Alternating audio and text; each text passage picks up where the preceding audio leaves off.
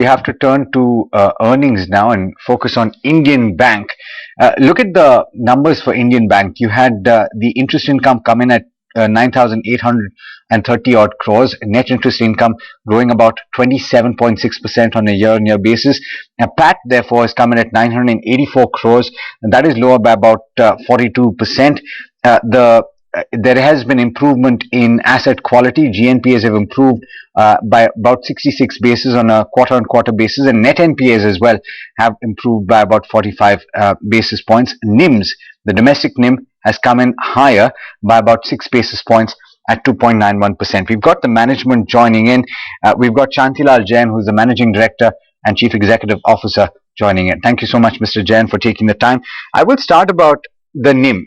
And I want to ask about the dip sequentially. You've seen a dip in the NIM sequentially. How do you see the NIMs, first of all, moving in the current financial year? And also, with the interest hikes that have taken place, or the most recent round of hikes, what is the impact that you see on the net interest income? Yeah, and of course, our NIM has dropped in the last quarter, but year on year, you see our NIM has improved. We have kept the cost of deposit under control. And now going forward, when we are moving in an increasing interest scenario where you see in the deposits with the lag effect, the cost will increase. Whereas in the advance, where our 44% advance is repo linked, so automatically our interest income will increase. So our NIM, which is around 2.93 year as a whole, we should be able to protect that NIM or in the range of that numbers. Mr. Jain, you spoke about the cost of deposits, and very evidently, you've had a 40 basis point hike in the repo just a short while back. So your cost of funds have dropped in Q4, but do you see this reversing significantly now that you've seen interest rates hike? And are you going to be looking to shore up your CASA, therefore, to protect your cost of deposits?